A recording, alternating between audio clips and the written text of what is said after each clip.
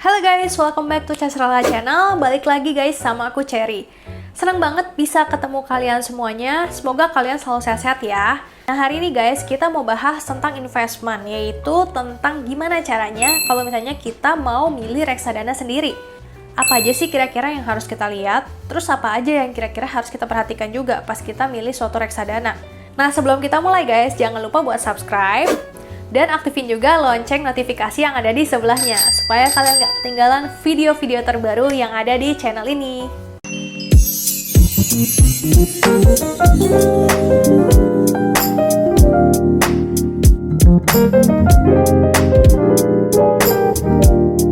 Sebenarnya untuk pilih-pilih reksadana ini, aku udah pernah bahas juga guys, di video yang ini dan di video yang ini. Tapi kalau kedua video ini menggunakan Robo atau Robo Advisor, kalau di Bibit Robo, kalau di Bareksa Robo Advisor. Jadi kita cuman menjawab pertanyaan-pertanyaan, nanti akan keluar hasilnya secara otomatis. Tapi kalau misalnya kalian nggak mau ngikutin saran dari Robo, baik di Bareksa maupun Bibit, kalian tetap bisa kok guys buat milih sendiri. Nah, milih sendirinya itu kira-kira gimana caranya? Nah, itu yang akan kita bahas di video kali ini ya. Oke guys, sebelum kita ngomongin tentang produk reksadananya, di sini aku analogiin aja jadi suatu mobil ya, misalnya produk reksadana itu. Kita harus lebih memperhatikan siapa yang ada di belakang setir. Karena orang itu yang akan membawa mobil kita untuk melaju ke depan. Kalau misalnya guys yang nyetir ngaco nih, pastinya mobil kita nggak bakalan bisa sampai ke tujuan yang mau kita tuju. Tapi kalau misalnya yang nyetir bener, lurus, dan ya jalannya stabil atau ya jalannya bisa cepat, nah itu akan ngebantu supaya mobil kita tuh cepet jalannya dan bisa sampai ke tujuan yang memang kita inginkan. Mungkin kalian udah bisa nebak ya, jadi orang yang di belakang setir itu, yang nyetir itu adalah namanya MI atau manajer investasi. Nah, MI ini yang akan berperan dalam menentukan produk-produk yang akan mereka ambil supaya mobil kita tuh bisa berjalan istilahnya. Jadi supaya produk kita tuh bisa berjalan, produk reksadana yang kita ambil ini. Nah kalau misalnya kita mau lihat dulu MI-nya ini apakah bagus atau enggak nih. Nah cara lihatnya tuh gimana? Ya pasti pertama kita bisa lihat dari dana kelolaan yang mereka punya. Jadi misalnya selama ini mereka tuh udah mengelola berapa nih, berapa triliun atau berapa miliar. Nah dari situ kita bisa tahu apakah MI ini kira-kira dipercaya banyak orang atau enggak. Logikanya guys, kalau misalnya MI-nya, dana kelolaannya makin banyak, artinya manajer investasi tersebut dipercaya oleh banyak orang untuk mengelola kekayaan mereka. Dan artinya lebih aman ya kalau misalnya kita ambil yang MI-nya memiliki dana kelolaan lebih besar. Anyway guys, buat ngelihat dana kelolaan ini, kalian bisa lihat di Ipotfund atau kalian bisa juga cari di Google. Tapi kalau aku sih lebih prefer cari di Ipotfund aja. Kalian bisa lihat juga di sini aku akan taruh ini per hari ini ya guys. Jadi kalau misalnya kalian kira-kira lihat video ini 1 bulan, 2 bulan lagi, kalian bisa cek sendiri di websitenya Ipotfund.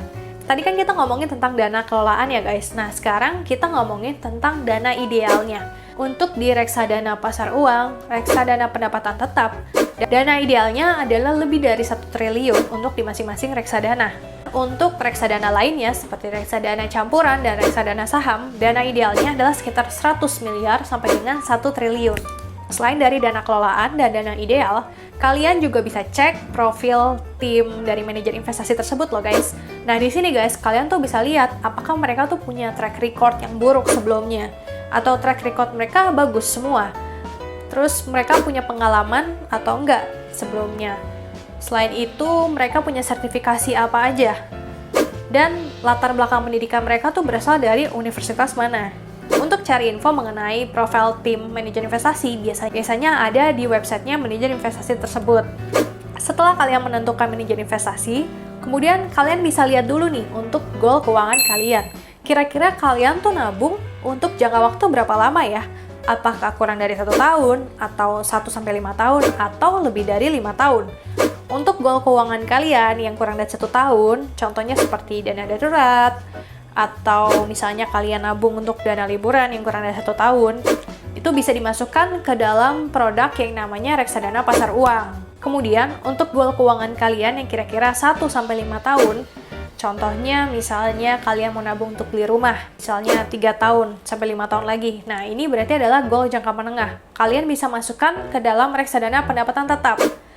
Dan terakhir, untuk goal kalian yang lebih dari 5 tahun, contohnya seperti untuk dana pensiun, untuk dana pendidikan anak, yang kira-kira masih 10 tahun, 15 tahun lagi, kalian bisa masukkan ke dalam produk yang namanya reksadana saham, reksadana campuran, dan reksadana indeks. Setelah kalian udah make sure untuk manajer investasi dan untuk tujuan keuangan kalian, sekarang waktunya kalian untuk milih produk reksadananya.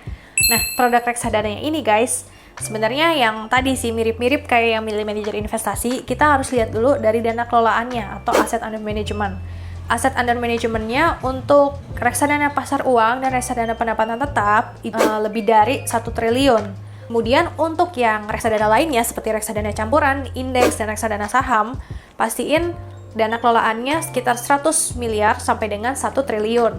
Selain itu guys, kalian juga harus lihat dari history return untuk produk reksadana yang mau kalian ambil. Pastiin produk reksadana yang mau kalian pilih ini mempunyai return yang stabil dalam jangka waktu panjang dan dalam jangka waktu pendek. Jadi jangan cuma melihat salah satu jangka waktu aja, tapi lihat semuanya ya guys. Misalnya, lihat data historisnya dari 1 bulan lalu gimana, 6 bulan lalu, 1 tahun lalu, terus 3 tahun lalu, 5 tahun lalu. Jadi kalian tuh bisa lihat dalam jangka waktu panjang, nggak cuma dalam jangka waktu pendek aja. Dan kalian lihat juga apakah history return-nya ini bertambah terus secara stabil atau nggak stabil. Selain itu guys, pastiin juga manajemen fee yang mereka bebankan itu tidak sebesar dari return yang mungkin kita dapatkan ya. Jadi jangan sampai returnnya kita habis cuman buat bayar manajemen fee-nya doang. Itu kan percuma aja kan kita invest ya. Masa kita malah jadi minus? Kan kita nggak mau begitu kan. Makanya perhatiin aja manajemen fee-nya juga. Apakah dari return yang kira-kira bisa kita dapat nih dari history return-nya, apakah kira-kira bisa nutup atau enggak dari manajemen fee-nya ini. Selain itu guys, kalian juga bisa lihat indikator-indikator lainnya dari produk reksadana yang mau kalian pilih ini. Misalnya seperti alpha, atau beta, atau Sharpe ratio. Kalian bisa lihat dan bandingkan dari indikator-indikator tersebut. Oke guys, gini dulu video kali ini. Semoga bisa membantu kalian supaya kalian bisa lebih mudah untuk memilih suatu produk reksadana. Kalau misalnya ada pertanyaan, ada ide, ada saran, boleh tulis di kolom komen di bawah. Dan jangan lupa guys untuk subscribe, like, dan share juga video ini ke teman-teman kalian yang kira-kira masih bingung nih gimana caranya untuk milih suatu produk reksadana. Thank you guys for watching. I'll see you guys in the next video. Bye guys!